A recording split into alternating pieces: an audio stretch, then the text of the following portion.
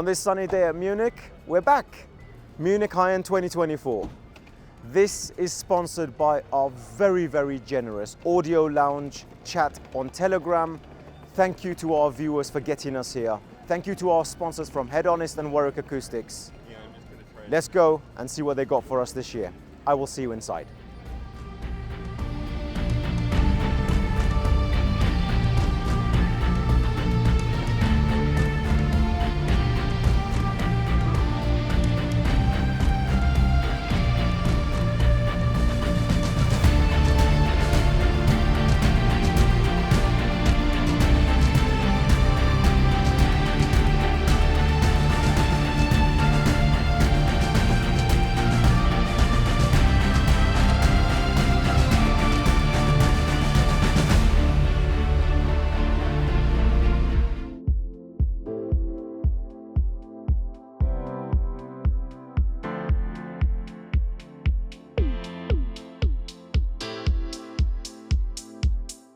Perfect. Hi again. Hi, Koji. How are you guys doing? Great. We're doing great. Absolute pleasure. Nice to see you again after so long.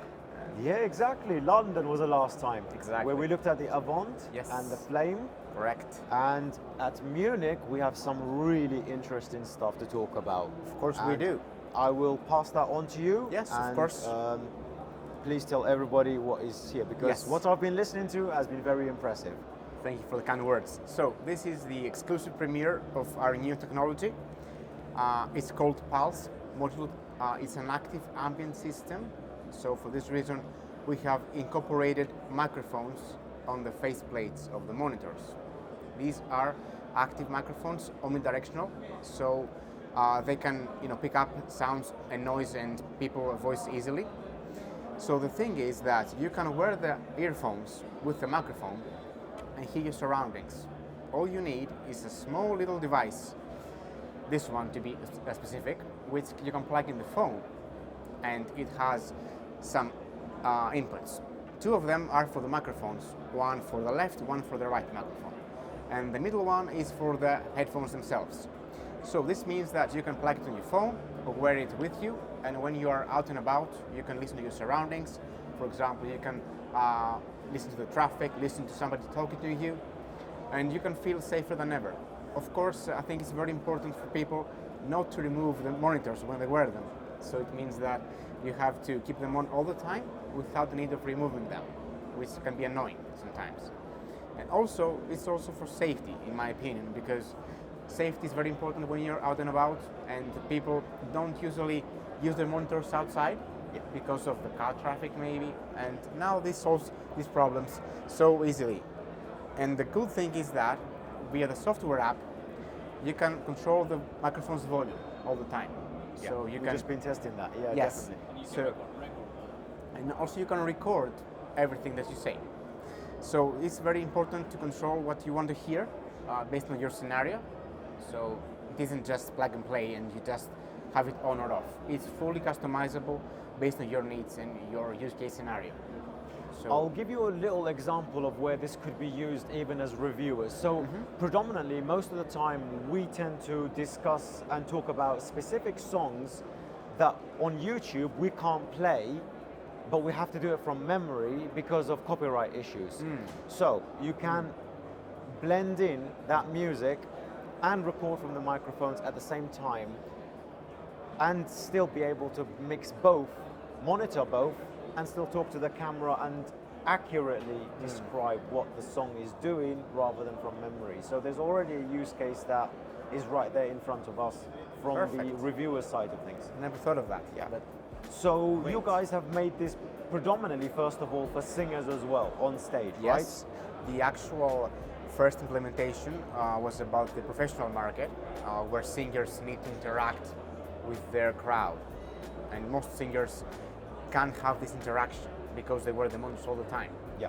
So most of them tend to remove at least one of the monitors in order to get the crowd's pulse. Yep. So that's why we named the module Pulse, because you can hear the crowd's reaction and feel the beat, feel the pulse when you're live performing. So you can, of course, use the Pulse module with a professional or a semi-professional set of receivers and transmitters. But if you're out and about, you can also use this small module here, which is very, very convenient and very up to the task. Yeah, and it's cheap, and you can actually obtain it very easily. Yeah. It's available for the masses. You don't have to break the bank for it. Yeah, that's it. But if somebody wants to go to the next level and they are singers or performers, they can of course combine the Pulse module with their own set of transmitters or receivers, so they can have the professional use for the module, which is of course next level. Fantastic. When is this available to be purchased? It will be very, very soon actually. We are aiming for late May, early June release, to be honest. Very quick. We're just finalizing all the details and everything. So it's coming up your alley pretty soon. Fantastic. Thank you so much. I You're hope you welcome. guys have a wonderful time here. You too. Cheers. You too. Yeah. Thank you. In the meantime, on the other side of the continent, another event is taking place.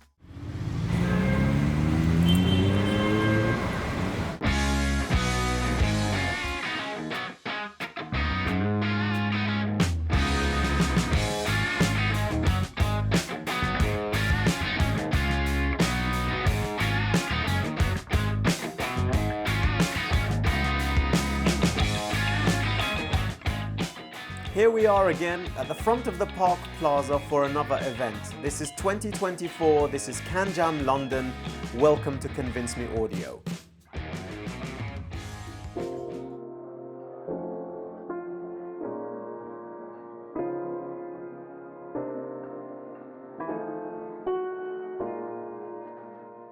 All right, hi everybody. I'm Zeos Pantera, or Steve, if you want to call me that. And I've made the ERIS in collaboration with Harmonicdyne and Linsol. And it is one of the first collaboration headphones made. There's plenty of IMs, but not many headphones. And this particular 50mm dynamic was designed around making the most bass possible without being total shit. And you could put a beep on that, that'll be fun. The soundstage is also rather excellent. And I went with the world's most comfortable headphones as well. I wanted to be both most bassy and most comfortable. So if you're interested in a roughly $250 headphone that is all of those things, please come check it out. Two major shows in Hi-Fi. One over at Munich Hi-End and a more intimate setting here in London. Which one is the right one for you?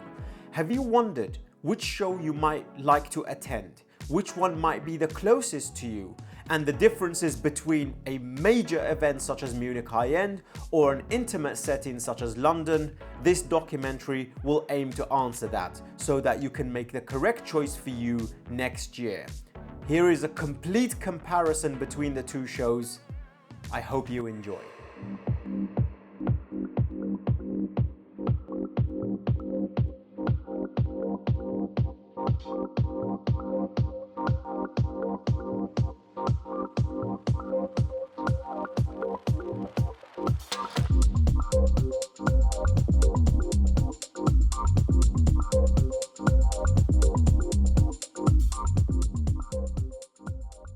Hello again. So the new BINOM 2024 with some updated additions to the pads and drivers. Can you tell some people about it? Because I loved the original BINOM last year. So much so that I actually bought one. Amazing headphone, easy to drive. So what have you done from that point on? So now is the pads from Alcantara perforated.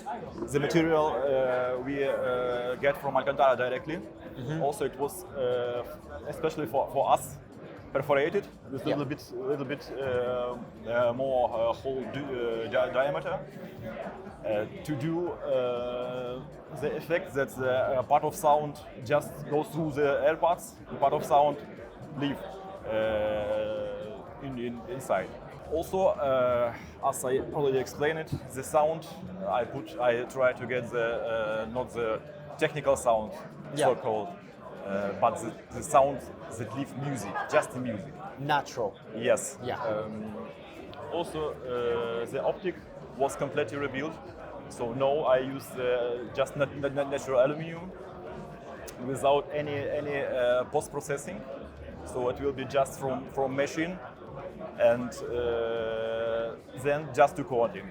Is it harder to drive than the previous one, or No, it's the same. same Yes. sensitivity as well, right? Yes. Okay. How have you found the original leather pads with this new driver?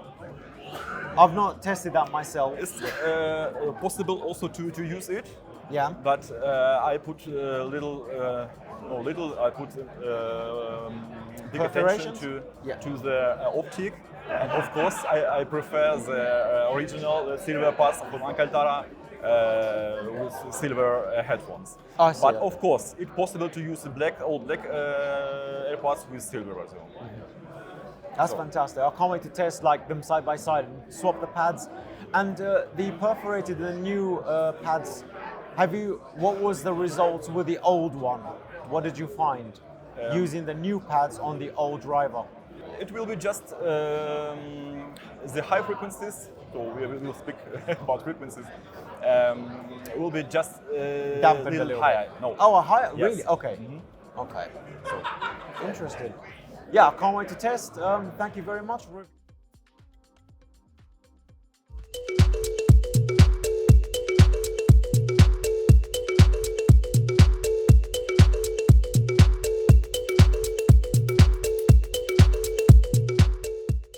You bought This happened. new amplifier to. This is the first time it's showcasing? Is Yes, your yes, amplifier? yes. Wonderful. The Can you- first time. Yeah. Can you tell us a Yeah. bit about it? Yes, yes. And this is an amplifier designed in the last 2.5 years, according to a new concept of crossfeed. Okay. Because the crossfeed that everybody knows, coming from engineer Siegfried Lipwich, have a different concept. This is the concept is based in another study, scientific study of what happened in the loudspeakers. Yes. The differences between the two, where do you guys implement the changes?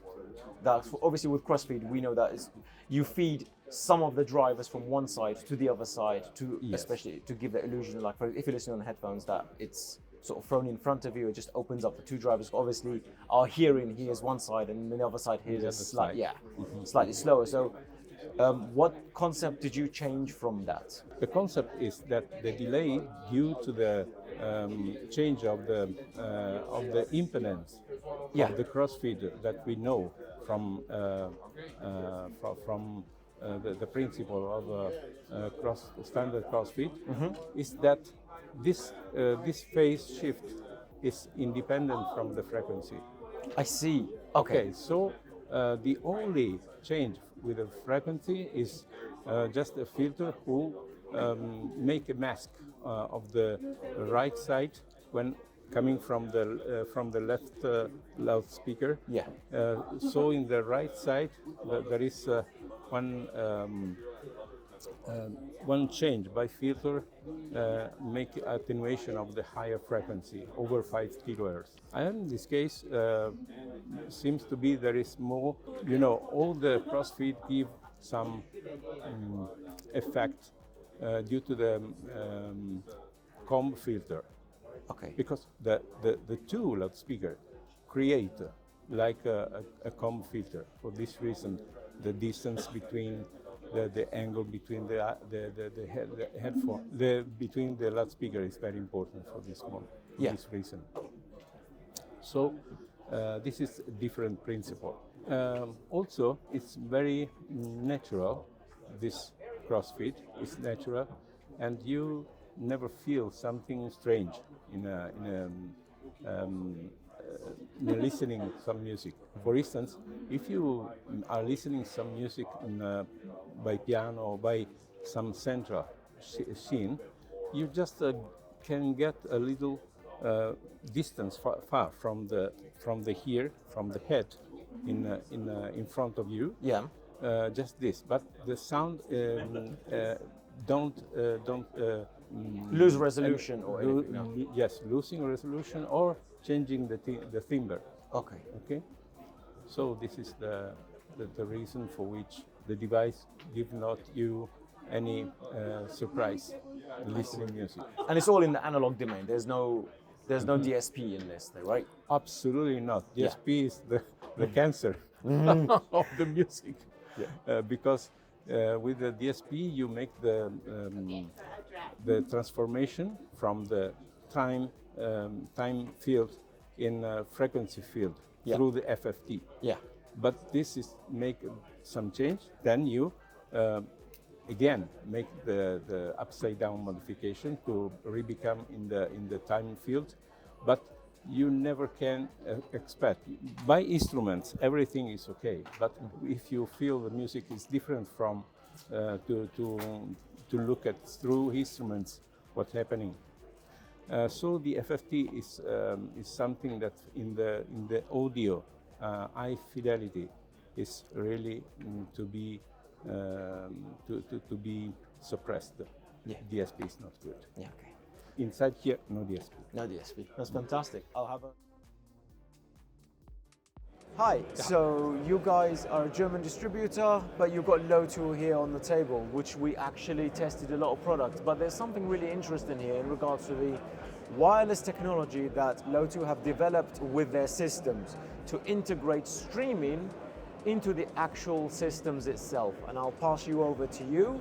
Yes, it is important to know that behind Lotoo, a company which serves the broadcast industry, and they have developed an own system for broadcast and integrated in their own devices. So that makes a full control over the devices and to control the system. And the idea is to have a wireless connection without lost information on music. True, it's lossless. It's completely lossless. Yes. Yeah. And this basically avoids and mitigates the use of Android.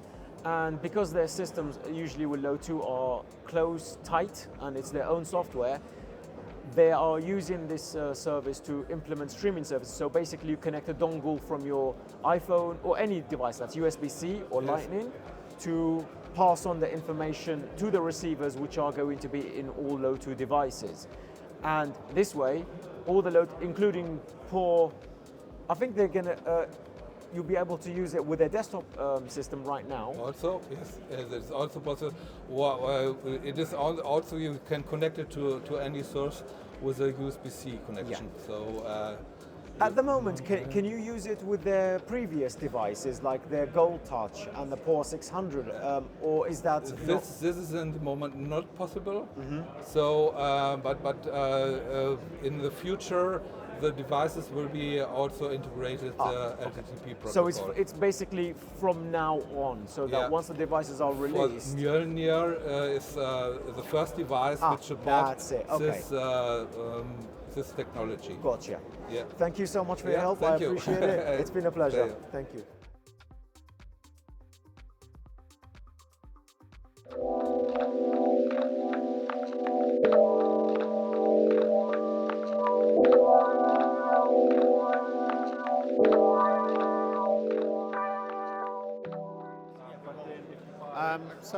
Most of you probably know us as VikingWEAVE Cables. We've been making cables for years now, and that's our first time having full-on stand at CANJAM. We have the full range of our cables here, both headphone and Naim ones. We start with stuff that's quite cheap, affordable, up to really high-end silver and copper options for people who really enjoy that, like elevating their experience. And for the last few months, we've been working on the headphone. So current working name is Draupnir, which is Odin's ring, and it's a bit unusual because it's a double dynamic driver per side, and it doesn't fire directly into a cup. It has like a waveguide sort of system. And the reason for that is smaller drivers, they can't usually handle really deep bass, so they will roll off quite quickly. And the bigger driver is usually slower. So having two drivers placed in such a way eliminates a lot of issues with double driver setups, but it gives you that deeper bass and still gives you really good detail and a very spacious sort of presentation. This project is still in development.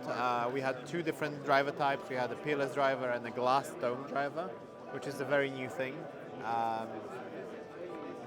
And the tuning is obviously still getting better and better, but I feel like at this time this was already a good thing to show to people and get some feedback, and I feel like a lot of people at the show actually enjoyed it, and we can go forward with that after the show.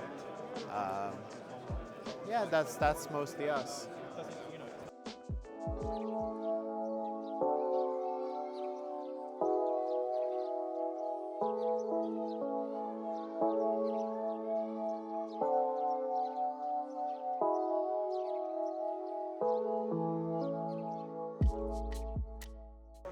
Hi CMA fans and viewers, I'm Martin Roberts, I'm the Director of the Headphone business at Warwick Acoustics.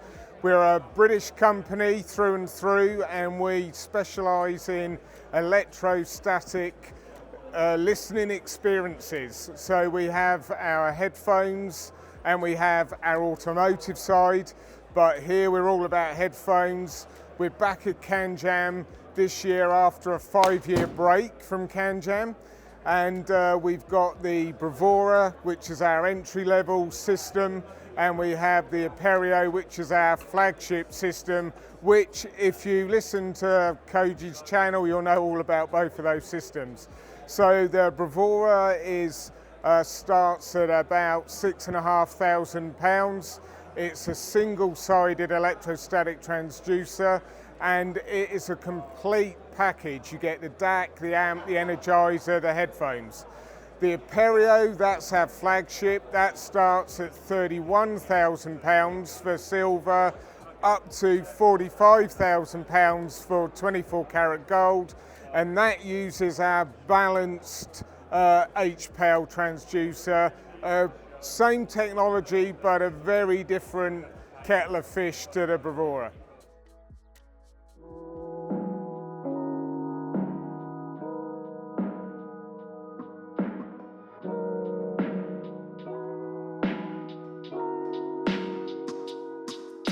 Hey, I'm Phil McDaniel of ESS. We're the main UK dealers for Ultimate Ears. Very proud to represent the brand. We've got some fantastic products, new UE Premier, which we're very excited about. It's been out for about a year. And all of our products are usually full custom fit, often used by professional musicians, top artists around the world. I'm the main endorsement dealer in the UK, and so we deal with things like Starlight Express and theatre, a lot of top-end pop artists and so on. And it's great to be here at the show and enjoying conversations with audiophiles and critical listeners.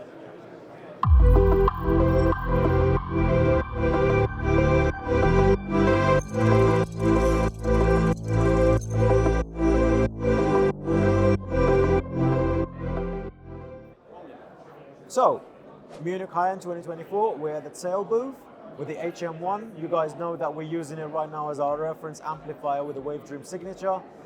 And is Michael Zahl behind the project, and he will tell you how this project came about and its inception. And I think there's a very interesting story here to be told.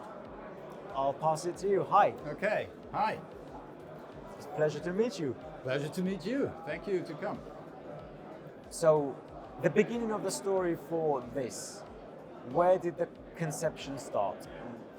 Well, the conception started when, we come from the studio range. Yes.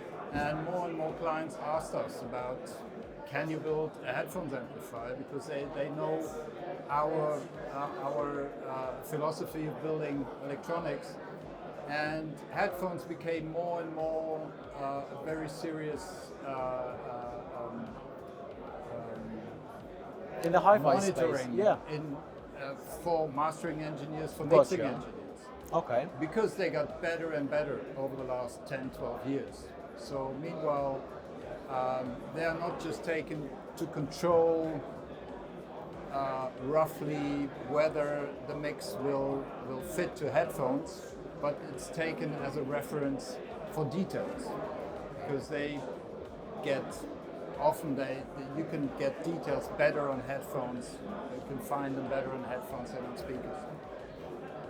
So yeah, that's how we started. And Wonderful. How long did this project take to actually come to fruition? That's quite a story. The basic amplification stage was developed about 2 years before we actually built the HM1. Okay. But then somehow the idea was missing how to turn this into a product. So we had the idea, you know, Class A is very common, especially in high-end, but I'm more after a feedback circuit. Yeah. Because I want to drive a load, to force a load really to follow the signal. Yeah. And Class A always has a higher output impedance, so it will interact with the load. Okay. And so we waited. So that was the key point was that we had this amplification stage, which could be switched in between Class A and Class A plus feedback. So this is not classical Class AB, but it's in the feedback mode. It stays Class A. Yes. We just add a little feedback, and so the feedback circuit controls what the amplifier, the interaction between the amplifier and the load. So it does not control, there's no need to control any distortion happening in the transistor output stage, because there isn't any on Class A. Just controls what happens in between the headphones and the amplifier. Yeah. One of the most interesting aspects of the HM1 has been the utility of the amplifier's functionality. For example, the stage knob, the analog EQ, and obviously with the one we just discussed, Class A Solo. The stage, the stage knob. Can you tell us a little bit about this and why you wanted to implement this first of all? Well, that's something that we have on our mixing console. Stereo channels do have this function. And we have actually a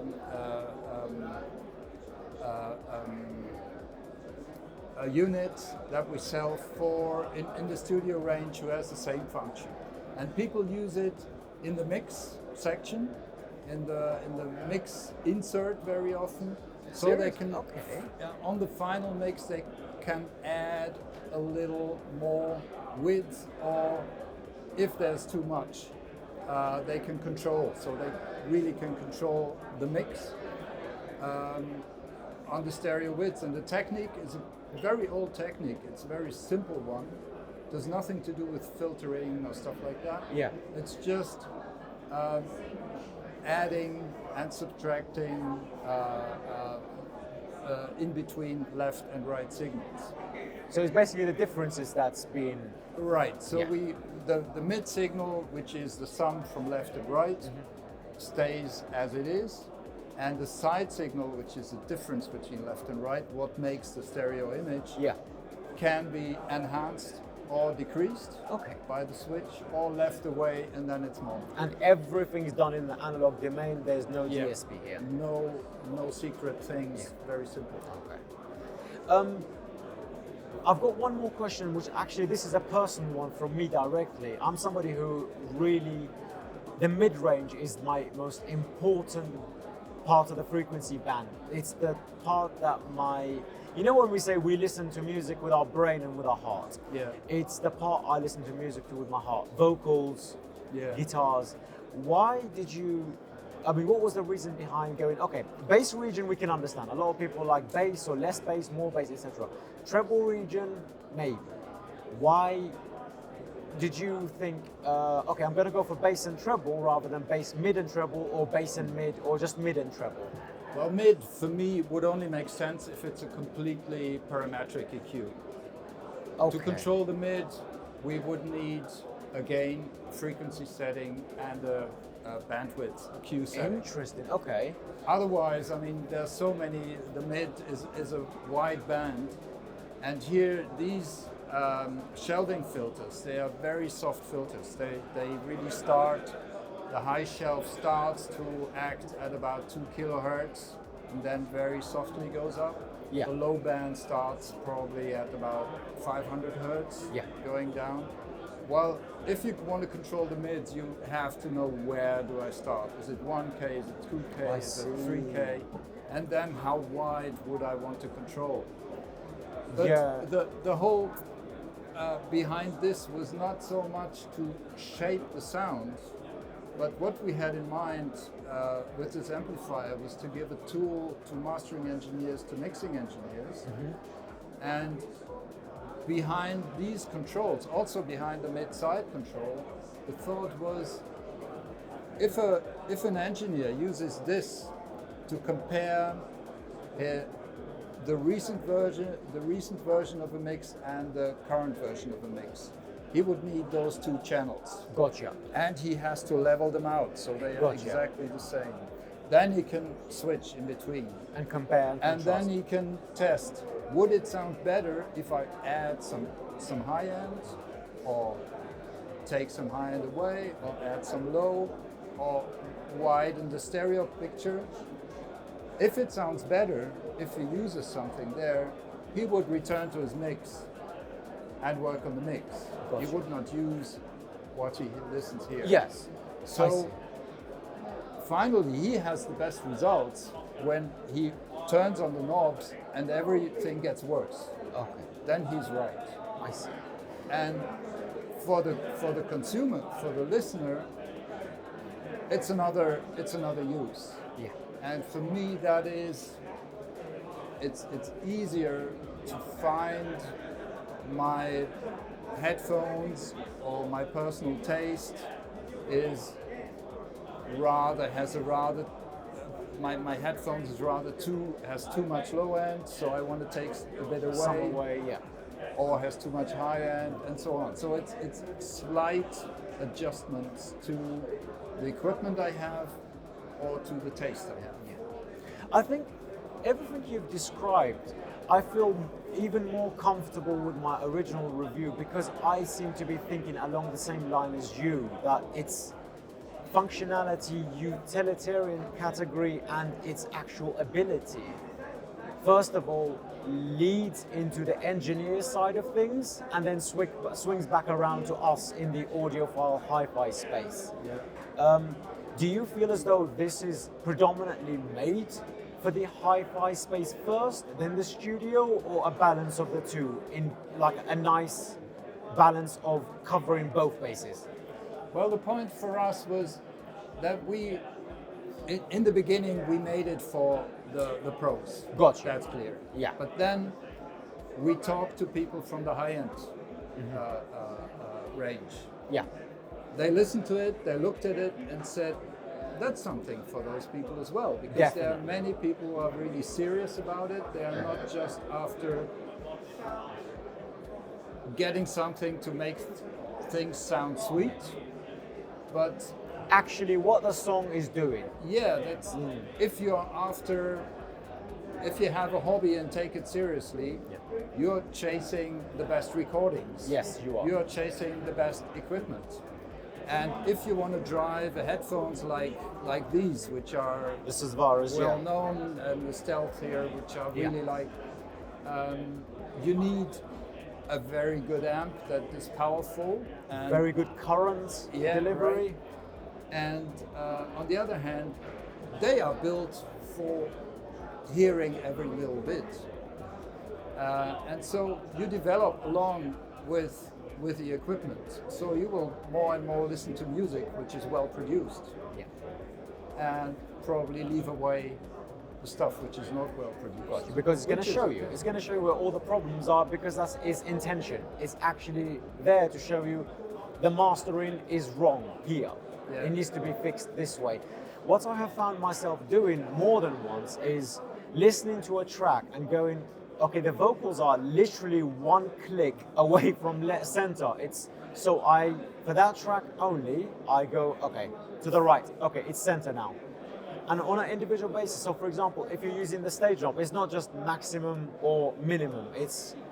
This track, I feel as though requires a tiny bit more stage, electronic music predominantly, giving that spacious experience. And it works beautifully. So I found myself, when I'm listening to a track, sometimes on the fly, I give it a little nudge. Just a tiny click from something. Sometimes it might be Class A, sometimes Class A servo, sometimes one click a stage. Okay, yeah, I think we're in line, all right. Yeah, and I think that this again proves that there is this thinking that if you have like precise circuitry, that it would sound cool or harsh or something like this. And I absolutely do not agree. If you have music which, this just does not add something, it does not subtract something. So this will not produce any cool sound or harsh sound. Whatever's something wrong is in the track, basically. Yeah. And with the controls, you can, you can add some character to it. Gotcha. Yeah.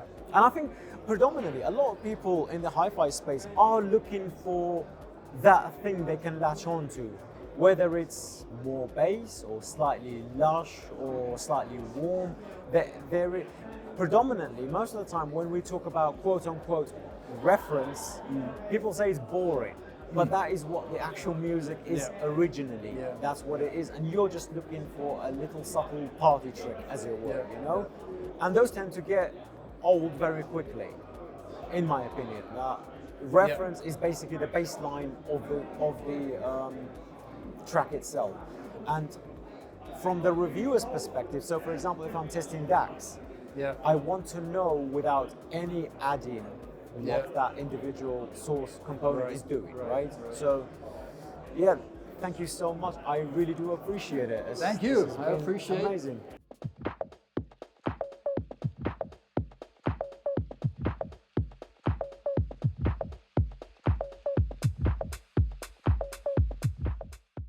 So, at the Campfire booth here at Munich Hi-End 2024. Hi, how's it going? Good, how are you? Not too bad, getting tired now. It's barely started. Last day.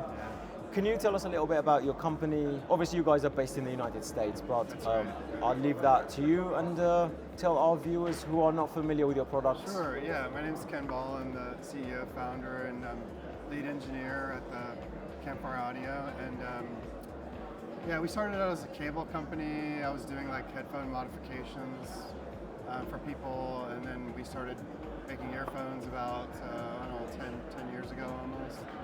And yeah, so we do all of our own engineering in-house, all of our own acoustic design in-house, and then we have all the shells CNC'd and shipped in, and then we assemble everything in Portland, Oregon. And what we try to do is offer something different than what everyone else is offering in terms of the sound. Okay. And also the way the earphone looks. Yeah. Like, look at this one. This is the trifecta. Mm-hmm. Yeah, you like that one? That one's beautifully designed. Thank you. That one's a triple driver, 10 millimeter dynamic driver. So it's got 30 millimeters of air moving, and it's a kind of a completely different type of physical sound because of that element. And how is the drivability? What are we looking at for impedance and sensitivity? It's very sensitive. Yeah? Yeah, you can drive it right out of your phone. It's no problem. And we have like a more of a sort of a less is more philosophy. We don't try to put a lot of stuff in the signal path. We try not to have crossovers. We try to have as little components as possible. Yeah. We do a lot of physical acoustic, spatial acoustic design, like interesting front end and back end loads that are kind of tricky in the analog domain to try to avoid using a lot of components to have a natural sound. Right? How are you using? How are you blending the three drivers to cover each part of their own frequency without a crossover? So the trifecta is a full range driver. Okay. So you just pair them spatially equally, and you're good. And they're all doing the same thing? They're all doing the same thing, no components. Okay, that makes sense. Yeah. Interesting. And this is the latest in your family right now, yeah? Yeah, there's like 3 flavors of that in terms of aesthetics, but they're exactly the same driver. Okay. Yeah. Nice. We'll have a listen, and thank you so much for your time. Thank you. Nice Legend. to meet you. Excellent. All right, take care.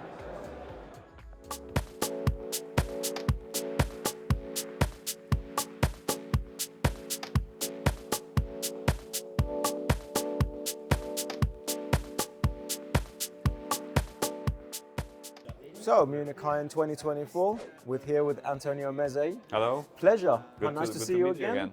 Definitely. You guys have been on fire over the last year when releasing new products. We've got Empyrean 2, Lyric 2, the 105 Ed, the Alba. Yeah. That's quite a lot for 1 year. Yep.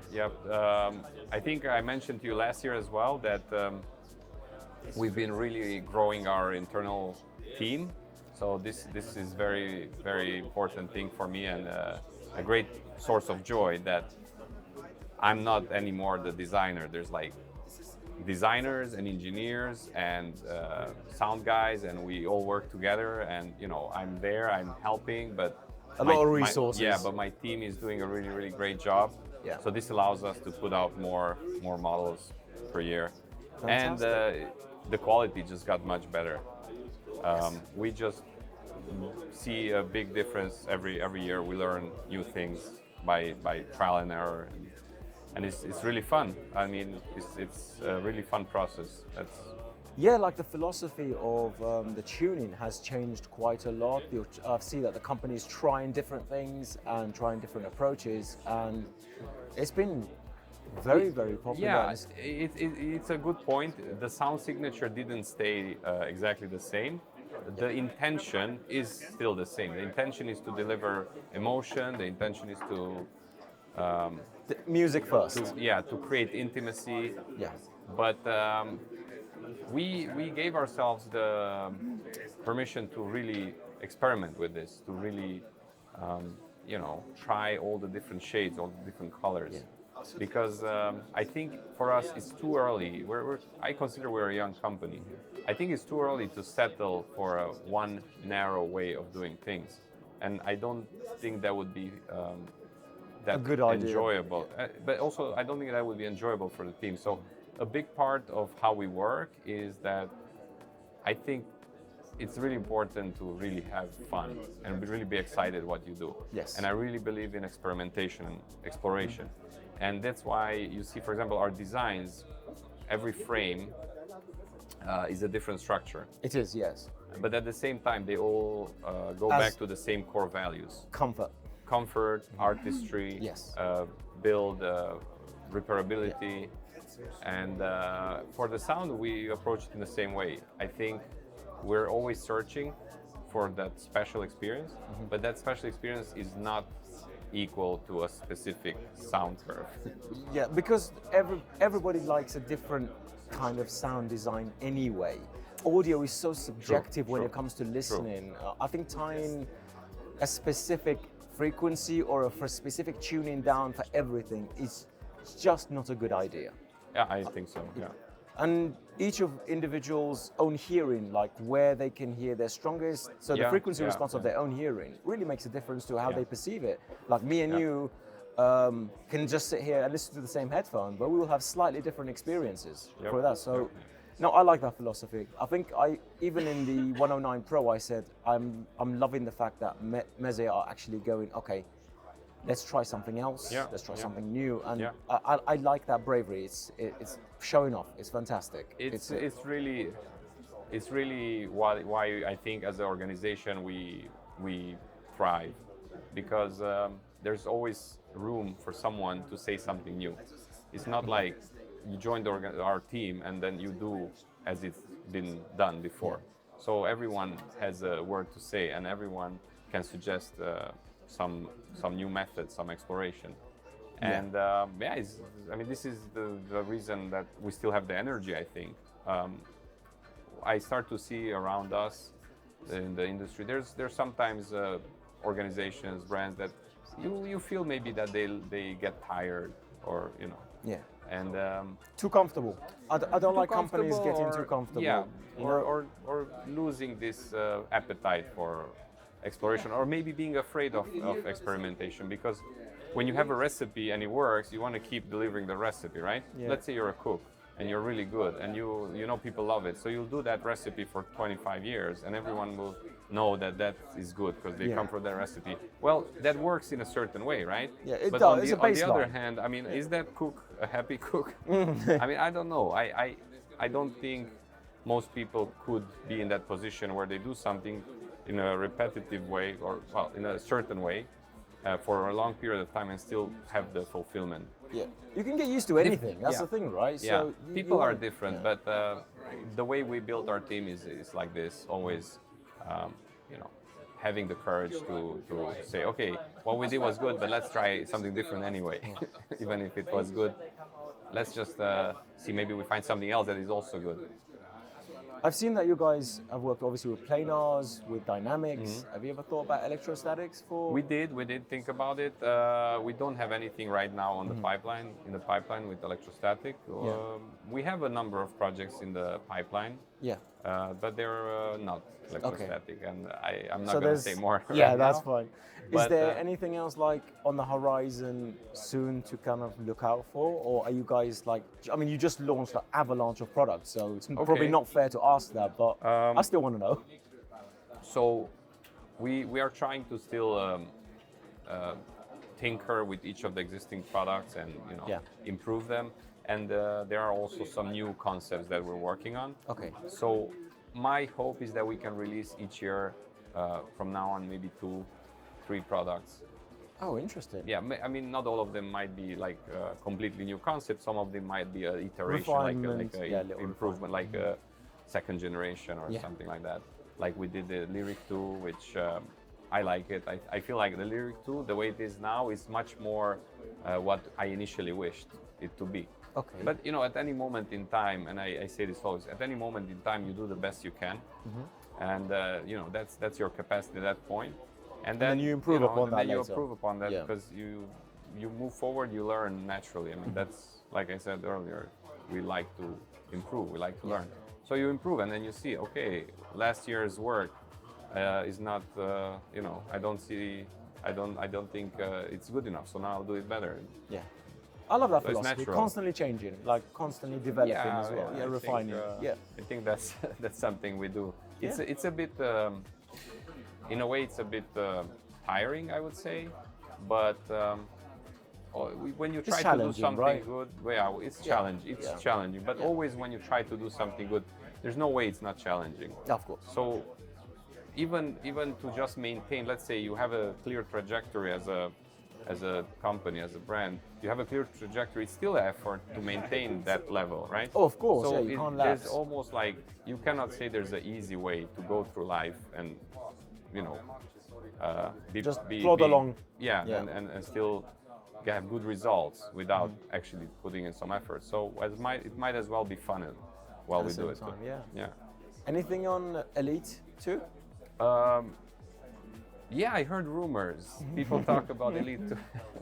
Yeah, people ask me. There's some other rumors going around the industry. Very interesting. Some things that have no grounding at all.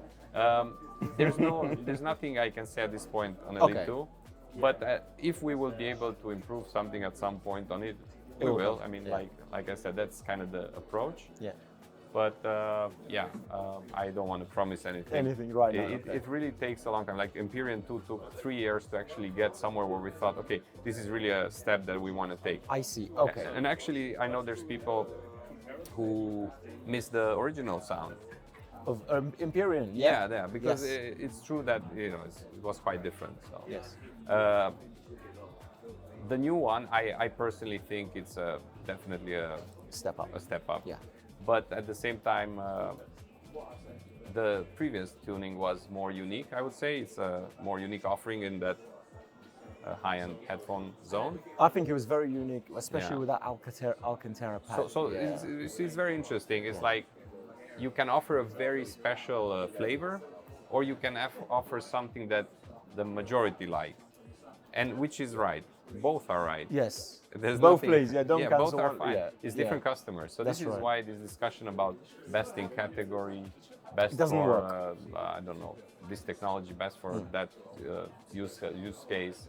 Yeah, It's just best it's for the moment or the. it's just one way to individual, I think, simplify yeah. complexity. But the truth is, the whole thing is much more complex. The way people use it, the way people judge it, the way people live with the product, the way companies develop product. There's a lot more complexity to everything than we like to admit. And then we simplify. We make top 10s. It's easy. It's fun. Top 10, whatever. Yeah. Thing. Top 10 chocolates. But it doesn't really tell top 10 anything. chocolates. Yeah. It doesn't How tell do you do that? anything. Yeah. It Yeah. doesn't tell anything at the end of the day. But this has been a wonderful chat. I really do appreciate it. I always love catching up with you. Same here. And I will see you either in London or Munich again next year. Yeah, probably Munich. I don't think I'll be in London, but I hope I'll be someday. But thank you very much. Absolute Thank pleasure. you for coming. Take it easy. Thank Yeah. you.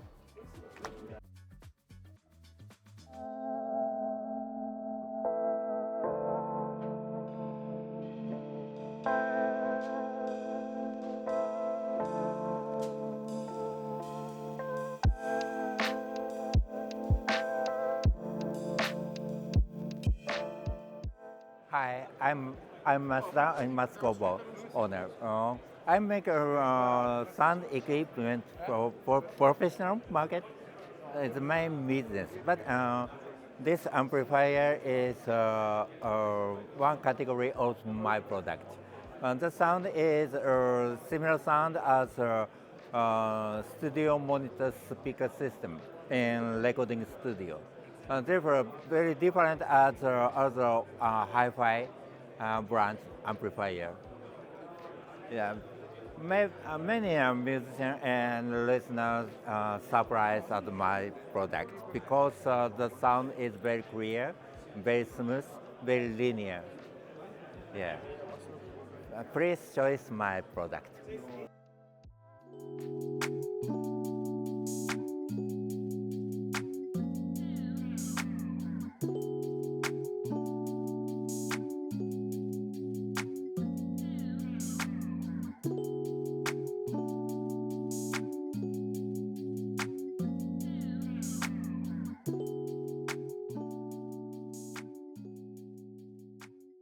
Zach here at CANJAM London 2024, and just in the ZMF room, we're going to show you a couple things that kind of exciting happening at ZMF right now, 2024. We're in the middle of Hot Cup Summer. I think we're calling it Hot Off the Grill. I didn't name it. One of my staff members named it. Not that I don't think it's good. I think it's awesome, but I think things being off the grill is maybe an American thing. I don't know. Do people say that in the UK? Really? They don't say off the grill. Yeah, I think it's a July 4th thing, so we love to burn things. Anyways, we've got the resin flake atrium open here, and you can see in here this has kind of a copper resin to it. Don't know if you're getting that focus in there, but we're gonna have a drop of these on August 16th, most likely. And it's going to be a bunch of different colors with the flake resin, and we're going to have some matching Solier stands that you can see there too, where it's all kind of coming together. And then Bevan's going to do some cables that will also match those, so you can get them a la carte, or you'll be able to. There will be a few kind of bundles where you'll be able to get them together. We'll also have wood burl cases that you can add in, so everything will really come together. It's the first time we're doing that translucent flake resin. And then a little later this year, the Boca Open is going to be coming. We're not sure exactly if the look is locked in yet, but this is the general look of the Boca Open. We're really excited about how it's coming together sonically. We've made some tweaks that I think everyone's really going to like. And then, of course, we this year also released the Caldera Closed and have the Aegis amp, which I don't have in hand because it weighs 60 pounds, but that also came out this year. So as usual, always lots of exciting stuff going on at ZMF. Check out our Instagram page or our emails for anything that's going on. Of course, we'll post on HeadFi with any new news. So check you guys later. Thanks, Koji. Thanks, everybody. I'll keep on doing it for you.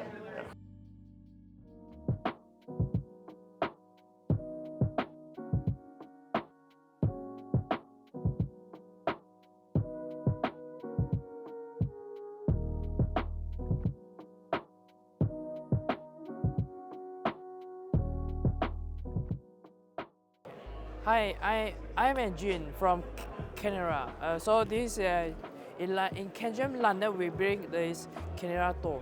It is a sub flagship. It is more on like an instrument set or vocal set of IEMs. The another one will be QA, the Queen of Audio Adonis New. Will be a 1DD and 2BA. It's a more like rumble bass for daily driver use. Okay, thanks so much.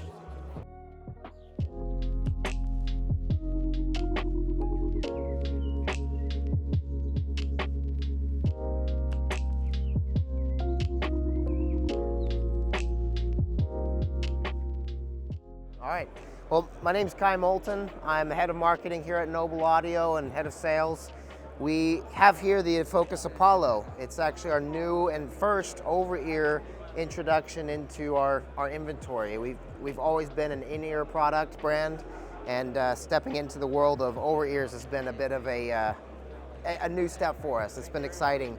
Part of what makes them exciting is that they're the world's first hybrid of dynamic and planar magnetic. So that combination has never been seen before in an over-ear product. And so now that we have that combination, it's got the benefits of the bass and the sub bass of a dynamic driver. Well, it's also got the precision and the nice clean highs of a planar magnetic.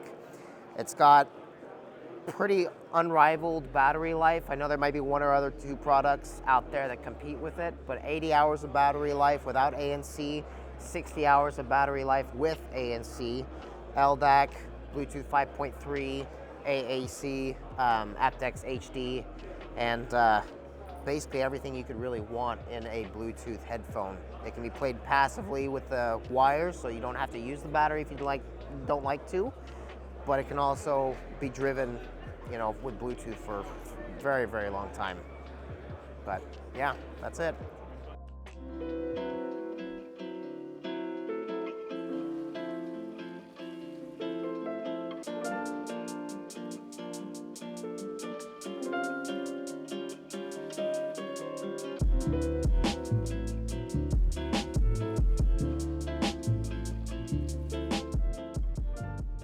Yeah, so we're from Naim Audio, we're a British hi-fi manufacturer, and today we're at CANJAM exhibiting Focal headphones, the full range, and also our Naim Atom HE headphone amplifier, which is a streaming amplifier specifically designed as a headphone amplifier with a headphone output stage, full streaming capabilities.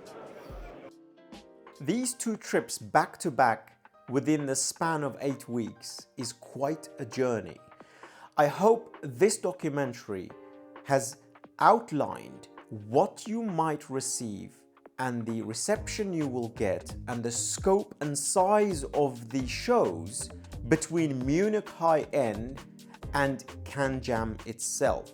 Now, there are bigger CANJAMs at New York, at Shanghai, and at SoCal in California, which we will hopefully be attending in a few weeks. But this should give you a good indicator of which one to plan for, because you can't, unless you live in the area. Fortunately, like for me, living in London, going to the London CANJAM is very simple and straightforward. It's 20 minutes from my house. But Munich requires true planning. But at Munich, as you can see and as you saw in the documentary, you have 5 halls of hi-fi alone. This probably combines London, New York, and SoCal together to form one huge event just for hi-fi alone. And this is not all you get there. Munich Hi-End predominantly is a speaker 2-channel event. There are 3 floors above this arena for speakers. There are so many rooms that it's almost impossible to cover the entire event, and we have 2 extra days, unlike the general public, from Thursday, Friday as press pass days, and Saturday and Sunday to cover everything. We trekked through 150 to 160,000 steps in that intervening time. It's exhausting, it's fun, but you will see the most out of audio. Food is incredible. Nightlife is wonderful. And honestly, price is not too bad. It costs more to go from your house to the airport than it does from the airport to Munich, and it probably takes longer as well.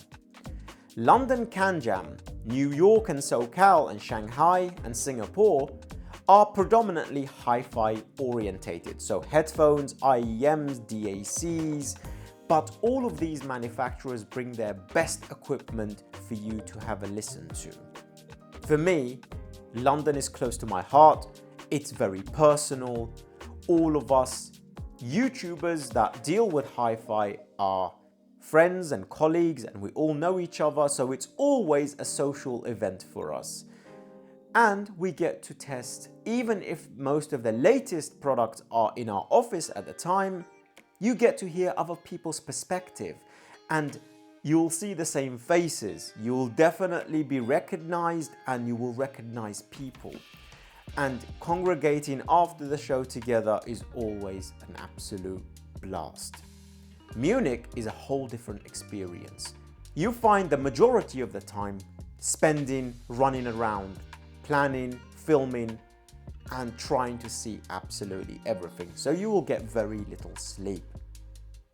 London and New York and SoCal, the shows are pretty quick, and genuinely you can get around the entire place very quickly, especially London, which is the smallest, I think, out of all of them. But at the Park Plaza Hotel, it's luxury through and through. It's such a nice experience, and I do recommend, if you want the intimate setting, the more quiet setting, the more social gathering setting, you go to London or you hit the beach at SoCal, one or the other. But Munich is an experience all by itself, and that is something I personally think everybody should try and attend. It's the biggest show. You will see the most out of everything. You will get to speak to the engineers more than anything. And if you fancy talking to the people who actually directly made these products, that's where you would go. For me, it's the most exhausting and it's the most fun. But London is always on my doorstep, and that's never an issue. So what were the highlights for me in Munich? I think the Viva booth with their 845 and their electrostatic systems version of the 845, listening to Imanis was exceptional, though I did prefer Imanis on the Envy Anniversary. Felix Audio Room, this was pretty special for me. I did not enjoy the Imanis as much on the Viva stack. Austrian Audio had a very interesting set of headphones that really did remind me of the HD800S, but it was a bit more of the German tuning. Would love to bring that in at some point. And that was another highlight that was quite different from the usual stuff. There were a lot of booths that were running around trying to gather equipment because everything got stuck in customs for a lot of manufacturers, which was very sad. Like, you saw tables almost bare, people running around trying to grab equipment of theirs that other companies had bought in for the show. But the beer is good, the food is good, and Munich Hi-End is something very special. Swinging over to London, Masskobo 465 was interesting with the Utopia for me this time around. I did actually spend a lot longer with it. It was a little bit more quiet. And here I will have to thank G-Point for lending us the Poseidon as it is here now for review, and the Levante. The Poseidon and the Viva amps were absolutely exceptional at CANJAM London. That was a standout for me. Definitely the Poseidon is worth hearing as a DAC. I did get to chat to a lot of IEM manufacturers that I normally don't get much time for, so I'm hoping to try some of those for the review period, like the Storm. The Storm was on the AHB2, which was absolutely insane, and it was just shrugging it off. That was something exceptional that I would like to bring in, I think. London, though, going in for me is always a social event more than a go to listen to things event. Munich is the go to listen to things event because the latest tech will always be there. I hope this documentary has been advisable and useful to you, and you will be able to decide which one you prefer for you. Until the next one, hopefully I'll see you all in SoCal in about 4 weeks.